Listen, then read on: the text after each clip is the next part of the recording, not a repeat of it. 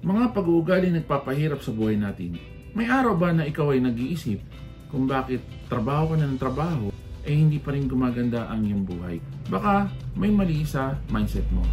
Kung gusto mo itong malaman, halika, samahan niyo ako. Ako nga pala si Billy Sioson, dating OFW at ngayon ay isa na entrepreneur dito sa Pilipinas. Bago ko po ito simulan, may kwento muna ako. Nung ako po yung nagtrabaho sa United Arab Emirates, yung una ko pong company ay maganda po ang naging performance ko doon. Kaya naman po masaya po yung naging experience ko doon sa mga kasamahan ko doon. At dahil po nare-recognize naman nila ang performance ko doon, naging masaya po ako hanggang sa nag-resign po ako doon. Doon naman po sa pangalawa kong company, yung una pong mga taon, maayos din naman po. Kaya nga lang po, dahil na-stuck na kami dun sa posisyon na yon at yung utos parami ng parami, naging parang reklamador na po kami kasi talaga naman pong inaabot kami ng gabi sa field para magtrabaho, tapos pagdating mo sa gabi gagawa ka pa ng report. At meron nga pong pagkakataon na talaga pong grabe yung oras ng trabaho. Kahit day off mo, kailangan mong gumawa ng report. At wala naman silang dinadagdag sa sweldo mo, ganun pa rin po. Kaya po hanggang sa nanawa na lang po ako sa trabaho at doon nag-decide na akong mag-resign. Kaya naman po doon sa duration ko ng pagtatrabaho sa kanila, marami na po kahit sa mga kasamahan ko ang nagre-reklamo dahil mahirap nga daw po yung ginagawa, maraming inuutos. At may mga ibang lahi na napopromote samantalang kami nandun pa rin. Kaya ito po yung mga pag-uugali na nakita ko na nagpapahirap po sa amin. Kasi yun na lang yung iniisip mo nasisira na yung diskarte mo. So ano-ano ba to? Mga pag-uugali na nagpapahirap sa buhay natin, unang-una yung pagiging reklamador. Yan po talagang nakaka-negative po ng isip yan. Dahil ang nakikita mo yung pagiging madali para sa iba pero ikaw nahihirapan ka. Sumunod, naiinggit sa ibang tao, lalo na po pagka may mga bago silang gamit, gadget, para bang bakit ikaw masipag ka naman, hindi ka makabili ng ganun. Pero sila, relax lang, nakakabili ng mga gamit. Sumunod po lagi kang may nasasabi sa achievements ng tao. Kagaya po nung nangyari doon, na-promote sila, kami hindi, may nasasabi, may mga comment po na imbis na maging masaya ka para sa kanila, ikaw nandun pa rin, hindi po nagiging maganda para sa iyo, hindi po nagiging produktibo ang trabaho mo kasi nga may inggit. Ayaw mo ng mga bagong kaalaman. May time po na kailangan mong matuto ng mga bagong products, lalong-lalo na po dun sa naging trabaho namin doon. Kailangan mo pong kabisaduhin yung produkto na yon para maipaliwanag mo sa mga kliyente. Dahil nga po siguro gawa na rin ng katamaran o sawa sa trabaho, hindi na po namin inaaral kung ano-ano na lang po yung nasasabi namin. Minsan nagbabackfire din po sa amin yon. Kaya naman po kung mayroon mga bago, lalong-lalo na po pagka kayo nagninegosyo, dapat nyo pong matuto at pag-aralan kung ano yung bago dahil makakatulong po ito sa inyo. Sumunod ay yung hindi pag-iipon. Ito po napaka-importante nito, lalong-lalo na po kung may plano kayo sa future na magnegosyo o bumili ng halimbawa bahay ninyo o mga gamit.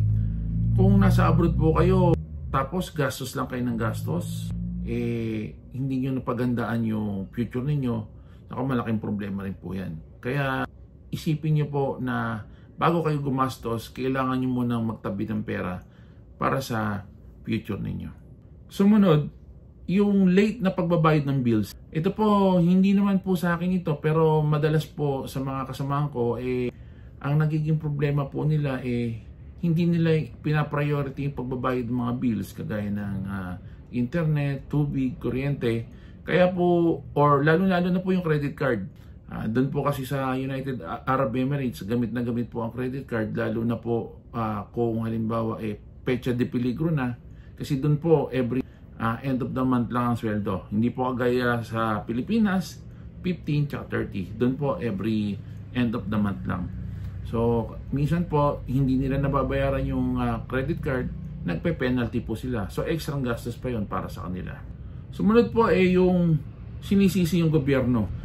Kahit ako po nangyari din po sa akin yan dahil ang nangyari naman po noon bumaba yung palitan. Kailangan ko pa rin magpadala ng ganong amount pero lumalaki na yung pera na ipinapadala ko. Pero ang value sa Pilipinas, hindi. Pero yung buhay dito, ganun pa rin, mahirap pa rin. Kaya naman, nasisisi ko yung gobyerno noon, pero mali po pala yun. Kasi sa totoo lang, wala naman pakialamang gobyerno sa atin. Ang sa kanila, magpatupad ng batas, kaya po, huwag niyo pong iaasa ang buhay niyo sa gobyerno. Kayo po ang dumiskarte para sa sarili niyo. Sumunod po yung ayaw magnegosyo. Meron pong mga tao na gusto po magtrabaho lang dahil sigurado may pera. Ayaw po nila mag-take ng risk sa pagninegosyo dahil natatakot sila na malulugi lang. Sa totoo po, totoong malulugi kung hindi mo masosolusyonan yung problema. Pero kung halimbawa may ma-encounter kang problema sa iyong pagninegosyo, kailangan mong hanapan ng solusyon at kailangan mong pag-aralang mabuti kung paano mo ma-level up ang inyong negosyo. Sigurado po magtatagumpay din kayo. Yung po umaasa sa sugal para magkapera. Ito po ang kadalasang nakikita ko. Kahit po ako mismo sa sarili ko, tumatayan ng loto para po yumaman. Lalo-lalo na po bago ako magsimula ng negosyo. Pero hanggang ngayon po, hindi pa po tumatama. Kaya naman po iniiwasan ko na siya kasi mas malaki pa po yung nawawala kaysa sa napapanalunan. Kaya po inirerekomenda ko sa inyo na kung kayo ay nagsusugal pa, tigilan nyo na po, mababaon lang kayo sa utang. Lalo-lalo na po nung pandemic, nauso yung online sabong, marami po rito halos nalulong na sa sugal. Kaya naman po hanggat maaari, iwasan nyo na po yan. Sumunod, yung po mga taong hindi makalisa kahapon. Meron po akong mga kakilala or nakakausap na lagi pa rin nilang kinikwento yung dati nilang buhay. Wala na po tayong magagawa doon. Kailangan nyo na pong mag-move on. Kasi po, tapos na ho yun. Ang kailangan nyo pong pagandaan ay yung bukas. Kasi po, may mga anak pa tayo na lalaki. Kung lalaki po sila na ganyan pa rin ang buhay natin, mahihirapan po sila. Parang hindi natin pinagandaan ang kanilang paglaki. Kaya po, naniniwala ako na kailangan nating maiwasan ang mga ganitong pag-uugali dahil hinahatak tayo nito pababa. Bakit ko ba ito ginagawa? Para maimulat tayo sa mga maling pag-uugali na pumipigil sa ating pagunlad. Ang kalaban kasi natin dito ay ang pangit na pag-uugali na pumipigil para tayo ay makapag-isip ng magandang idea. Kaya lagi ninyo ako sasamahan para maimulat natin ang ating kaisipan sa mga positibong bagay. Kaya naman po kailangan natin maging aware sa mga pangit nating ugali para mapabilis natin ang pag-angat ng ating buhay. At para na rin po sa ating mga anak. At pakipollow na rin po ang aking Facebook page, Billy Rodriguez Yoson. Please like and share na rin po. Kaya po, lagi kong sinasabi sa Colossians 3:23 na kung kayo nagtatrabaho,